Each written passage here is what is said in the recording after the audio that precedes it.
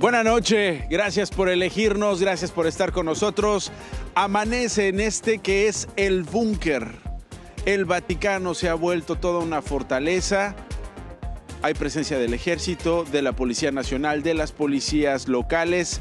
En unas horas aterriza el presidente de los Estados Unidos de América, Donald Trump, y parte de las otras delegaciones que se darán cita el día sábado a las 10 de la mañana. Este jueves, miles de fieles siguieron haciendo largas y largas filas de hasta 2 kilómetros afuera de la Basílica de San Pedro para despedirse del Papa Francisco, para rendirle un último homenaje. La Santa Sede ha informado que en estos 2 días más de 100,000 personas habían asistido a este funeral, a estas exequias. La gente ha esperado de 3 hasta 5 horas para entrar a la Basílica y presentar sus respetos al Papa. En cosa de 30 minutos vuelven a abrir la Basílica de San Pedro. La gente ya se está acercando para volver a hacer la fila y dentro de 30 minutos entrar a la Basílica y a despedir al Papa Francisco. Más adelante le voy a presentar las entrevistas que sostuve con el embajador de México en el Vaticano, Alberto Barranco, y con el embajador de México en Italia, Carlos García de Alba. Platicamos sobre la relación, sobre el gran cariño que el Papa Francisco tenía hacia el pueblo mexicano. Cada vez que había una audiencia pública los miércoles, de pronto aparecía por ahí el grito y que después, ¡Viva México! Y de pronto empezaba el coro a cantar Cielito Lindo. Entonces él sabía, están los mexicanos, y sabía que después aparecía la bandera y después no faltaba quien le llevara una botella de tequila. Porque siempre lo primero que preguntaba, ¿usted es mexicano? Oye, ¿y trajo tequila? En unos minutos mi crónica de las últimas horas aquí en el Vaticano, pero antes en nuestro país, ¿usted ha recibido recientemente una llamada desde el Reino Unido? ¿A cuántas personas no conocen que en los últimos días han recibido esas llamadas que le han marcado desde el Reino Unido? Atención, porque podría tratarse de un nuevo modus operandi de ciberestafa. Hola, hay un trabajo para ti. Por favor, agregue este número a WhatsApp para conocer los beneficios laborales. Por llamadas como esta con el prefijo +44, correspondiente a Reino Unido, la Policía Cibernética de la Ciudad de México alertó de una posible estafa internacional con 2 nuevos modus operandi. Se está mencionando este país, sin embargo, los prefijos pueden venir de diversos países. Uno de estos modus operandi consiste en que cuando la víctima agregue el número a WhatsApp, los estafadores ofrecen un sueldo por escribir reseñas o dar likes, a cambio de entre 60 y 100 pesos. Luego pasan la conversación a Telegram, donde los delincuentes asignan las tareas y depositan el sueldo. El siguiente paso es una oferta para ganar más, en la que los empleados deben pagar entre 300 y 3,000 pesos, momento en donde se activa el fraude. Los reportes que tenemos son de manera preventiva. Como tal, afortunadamente aquí en la Policía Cibernética no hemos tenido alguna víctima de este incidente. El otro modus operandi se conoce como wangiri. Esta se activa si las víctimas devuelven la llamada. Entonces, al momento de devolver esta llamada, puede existir un cargo, pues ahí estaríamos perdiendo algo económico. Según la Policía Cibernética Capitalina, al mes se registran entre 8,000 y 10,000 denuncias de víctimas o reportes de alertas de posibles fraudes. Las llamadas no solo son a números telefónicos con ladas de la capital, sino a todo el país. Así, podríamos evitar ser víctimas de estos fraudes. Si yo no tengo un motivo, alguna explicación del por qué tendría que recibir una llamada de manera internacional, pues obviamente ignorarlo. Anotar ese número telefónico en un correo electrónico y a su vez hacerlo llegar a las diferentes instancias correspondientes. Muchísimo cuidado porque expertos en ciberseguridad advierten que hay aplicaciones que permiten comprar números internacionales, programar mensajes y hacer llamadas masivas desde cualquier parte del planeta. Lo que nos faltaba.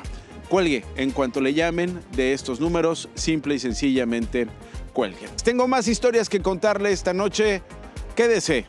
Así comenzamos.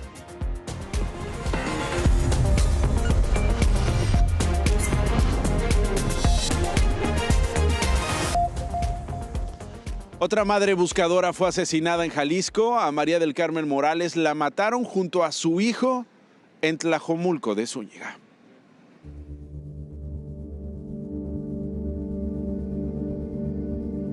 María del Carmen Morales es la cuarta buscadora de familiares de desaparecidos, asesinada en lo que va de este sexenio. Murió sin poder localizar a su hijo Ernesto Julián, quien desapareció el 27 de febrero del año pasado. Era una guerrera buscadora. Era parte de ese colectivo que hace 7 semanas entró al rancho Izaguirre en Teuchitlán, Jalisco, para revelar los horrores que ahí se cometían. Le tocó de la manera pues más desgarradora pues morir del lado de su hijo. Ella había perdido a su esposo hace 5 años, el año pasado en febrero a su hijo, que por eso pues está en el colectivo. De acuerdo con los testigos, el ataque en el que fueron asesinados María del Carmen y su hijo mayor, Jaime Daniel, se registró a las 11:30 de la noche en el fraccionamiento Las Villas en Tlajomulco, afuera de su vivienda, cuando acarreaban agua.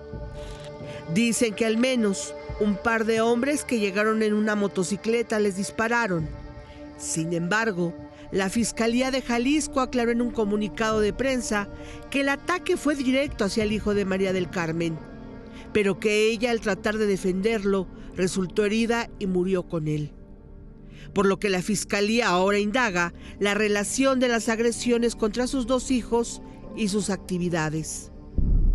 Esta versión de la Fiscalía, dada a conocer a menos de 12 horas de los hechos, ha indignado a los colectivos de buscadores, porque se sabía que ella había recibido amenazas de muerte por buscar a su hijo con el colectivo Guerreros Buscadores de Jalisco. Y la Fiscalía, dicen, siempre descalifica el activismo de las víctimas como móvil de los crímenes. ¿Cómo es que en cuestión de horas ya sacan una resolución o ya sacan el contexto de todo lo que ha pasado, ¿no? Esperemos den con los responsables y que se agilice todo. Que al final de cuentas están dejando 2, una jovencita de 19 años y una niña de 10 años, huérfanas y sin hermanos. María del Carmen, la madre de 4 hijos, que en 14 meses no encontró apoyo de las autoridades para encontrar a su hijo Ernesto Julián. Esa mujer de 43 años que no encontró justicia. Hoy a cambio recibió un minuto de silencio solicitado por la secretaria de Gobernación en su 5ª reunión con colectivos de buscadores. Condenamos enérgicamente estos hechos en su memoria y como una muestra de respeto, les pido amablemente ponernos de pie y guardar un minuto de silencio. ¿Por qué los buscamos? ¡Porque los amamos!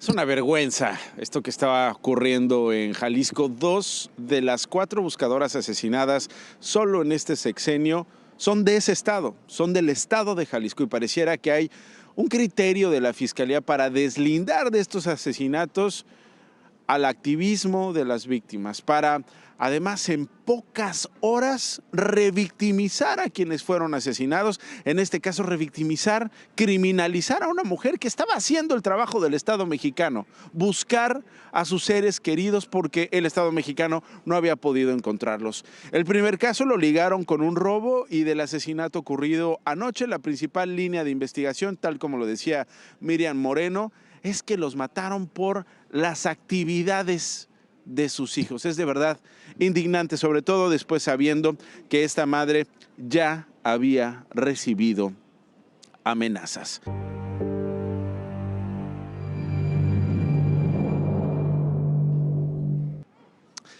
El vocero de la Santa Sede, Matteo Bruni, confirmó que ya están reunidos 113 cardenales que estarán participando en la Congregación General de Cardenales. Ya vamos por la 3ª audiencia. Estamos, aunque nadie quiere hablar aquí del cónclave, porque no es el momento, porque el cuerpo de Francisco está tendido, por respeto a su memoria, pero ya han habido reuniones, precónclaves, insisto, vamos por la tercera, hasta que después de los funerales del Papa Francisco se convoque a los cardenales presentes aquí en el Vaticano y entonces sesionen en la Capilla Sixtina. Entre ellos se ha visto en las calles de Roma al cardenal emérito Norberto Rivera Carrera, uno de los 6 cardenales mexicanos, junto con Juan Sandoval Íñiguez, Alberto Suárez Inda, Felipe Arizmendi,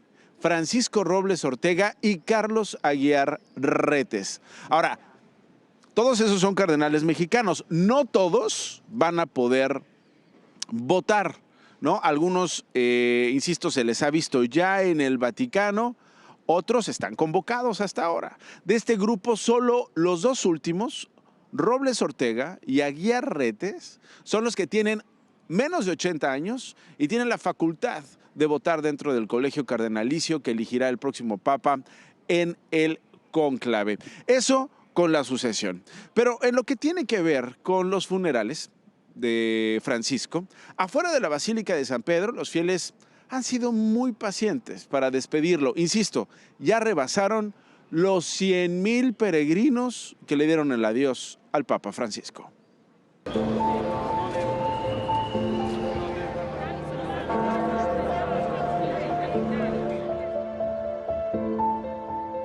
En los 2 primeros días de la capilla ardiente del Papa Francisco, más de 100,000 peregrinos han convertido a la Basílica de San Pedro en el epicentro de un homenaje universal.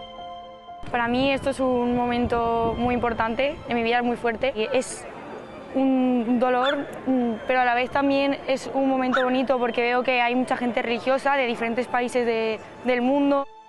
Desde distintas partes del mundo, todos han acudido con un solo propósito: agradecer y despedirse del Papa Francisco. Gente pues, que quiere rendir este último homenaje al Papa Francisco tan querido, ya que pues, ha sido un Papa muy cercano, que ha unido a la gente joven, a la gente de diferentes colectivos. La fila parecía interminable. Adentro, el cuerpo del Santo Padre reposaba en su féretro de madera, a nivel del suelo, mientras que una marea de personas inundó los alrededores de la Ciudad del Vaticano, entre ellos incluso turistas y peregrinos que estaban en Roma por casualidad. No me hubiese imaginado este momento, encontrarme con esta realidad, porque esperábamos era saludarlo en vida. Aún resuena el eco de su última bendición, cuando debilitado recorrió la plaza el domingo de Pascua. Al día siguiente falleció. Pude verlo en el féretro y es muy impactante ver a alguien que pues hace 2 días yo había visto vivo, saludando a las personas pues ya muerto, ya en las manos de Dios, esperando pues su eterno descanso. El Papa del fin del mundo hoy es el Papa del mundo entero. Su pueblo lo despide con lágrimas, pero también con esperanza. Desde el Vaticano, Marinelli Stremamugno para Imagen.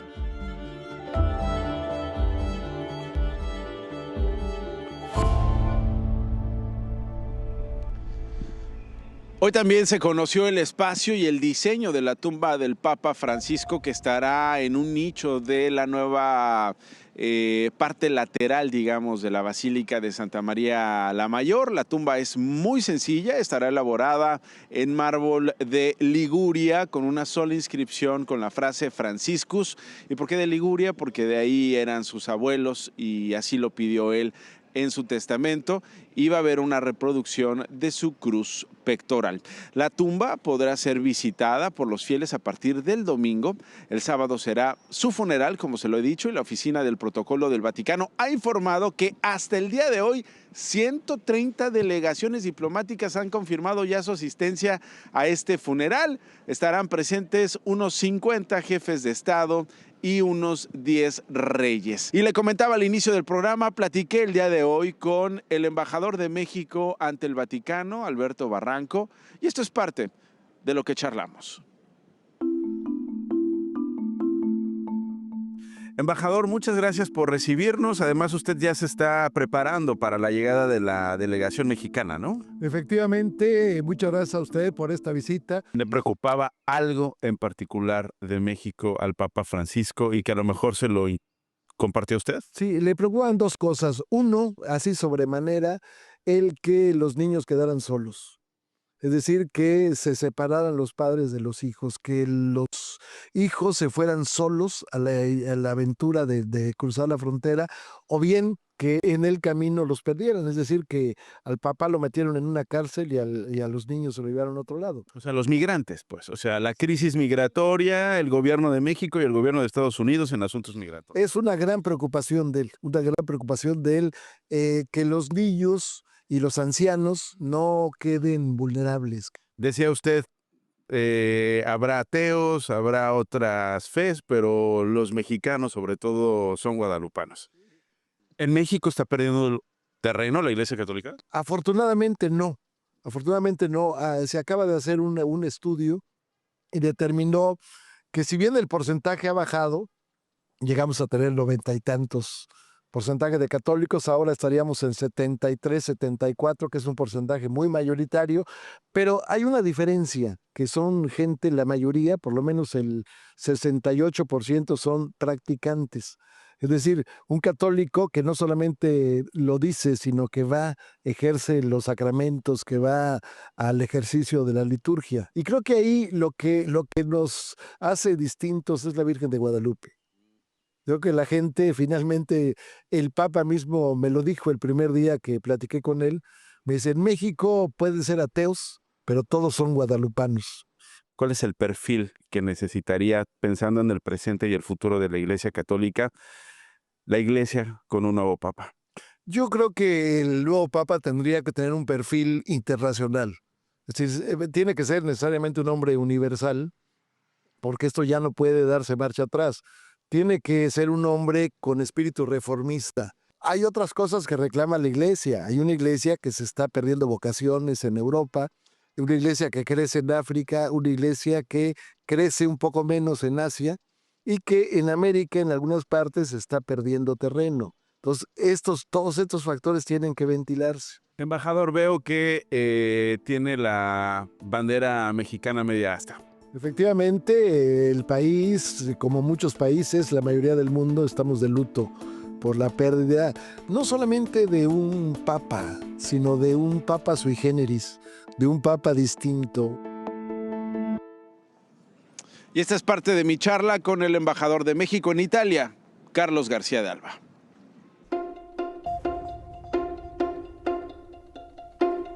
Pues estoy como todos, desconcertado, triste, acongojado, porque sí creo que fue un gran hombre, fue un gran papa y deja un legado muy importante.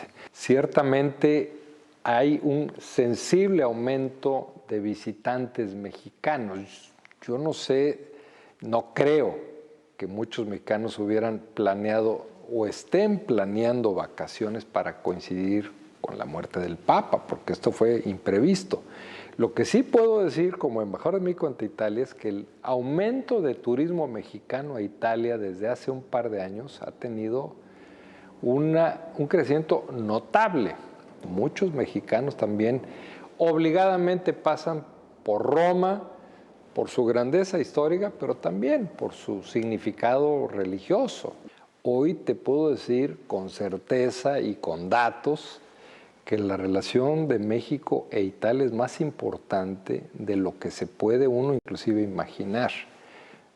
Los negocios. México es por mucho hoy el segundo socio de Italia en el continente americano, a pesar de esa orfandad migratoria, solo después de Estados Unidos. Es una feliz coincidencia que dos países importantes, dos miembros del G20 tengan por primera vez en sus historias a dos mujeres gobernando. Lo espero aquí mismo en Imagen Televisión este sábado con la mejor cobertura de los funerales del Papa Francisco.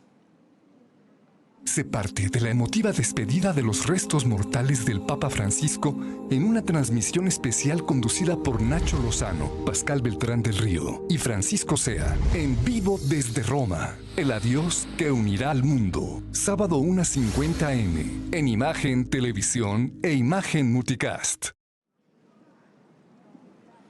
Ahí nos esperamos en este programa especial que estaré conduciendo, presentándole desde el Vaticano. En comisiones del Senado fue aprobado en Fast Track el dictamen de la nueva ley de telecomunicaciones propuesta por el gobierno federal. Se prevé que la iniciativa sea aprobada por el Senado el próximo lunes.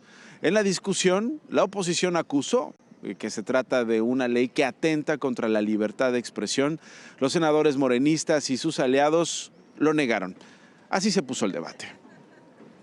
Esto no es una nueva ley en materia de telecomunicaciones y radiodifusión. Esto es la ley censura. No se trata de censurar, sino de garantizar que nuestras plataformas de comunicación respeten los derechos humanos y fortalezcan la cohesión social. Esta reforma es la nueva censura del bienestar, porque hoy el gobierno ya quiere controlar todo lo que hay en redes sociales, lo que va a haber en la televisión y en la radio. Estamos ante la gran oportunidad de poner un alto, un freno a la infodemia. Por eso debemos estar a favor de esta iniciativa. El espectro satelital, que debería ser un bien nacional al servicio del desarrollo, será controlado por el Ejecutivo. Esta ley no busca democratizar las telecomunicaciones, busca controlarlas. Y el Estado tiene la obligación de actuar cuando ese poder se utiliza para sembrar odio o dividir a nuestro pueblo. Así reaccionó al debate la presidenta Claudia Sheinbaum. Y en ningún momento estamos planteando la censura, pues si estamos en contra de la censura. Entonces hay una redacción ahí que tiene que ver con plataformas digitales. En todo caso hay que corregir la propia redacción, pero no tiene nada que ver con un contenido, con el contenido de las plataformas. No es jamás sería nuestra intención censurar. Sí, siempre hemos estado en contra de la censura. Más noticias.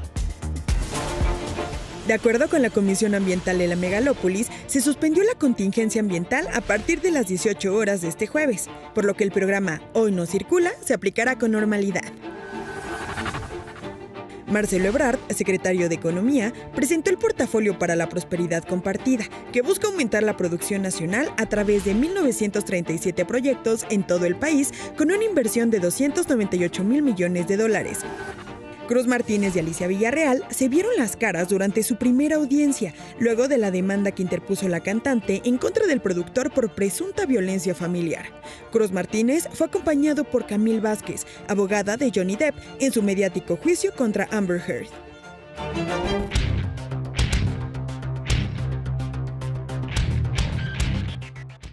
Cálmense. Parece que muchos están demasiado angustiados con la inflación.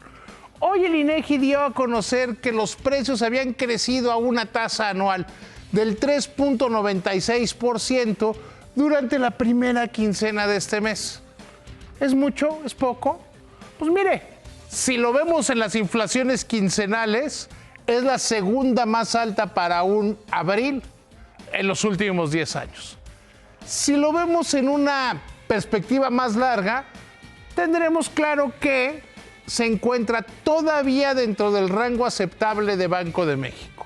Tenemos también, en segundo punto y no menos importante, que la inflación subyacente más o menos se encuentra controlada. Es decir, sí hubo un movimiento de la inflación, pero no es como para estar alarmados. Además, es la primera quincena. Hay que ver todo el mes, le recuerdo. Primera quincena, segunda quincena, se promedian y esa es la inflación mensual.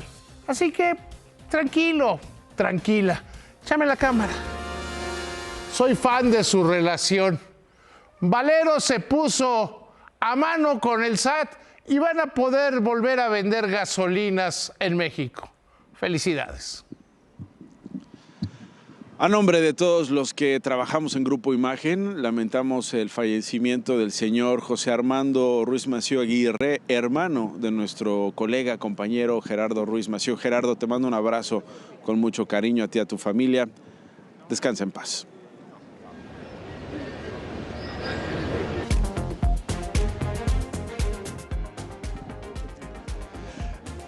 Esto es todo, gracias por elegirnos. Seguimos en esta transmisión especial desde el Vaticano con los funerales del Papa Francisco. Recuerde el sábado el programa especial, una vez que vengan los representantes de diversos gobiernos aquí al Estado Vaticano. Ahí viene ¿Qué importa?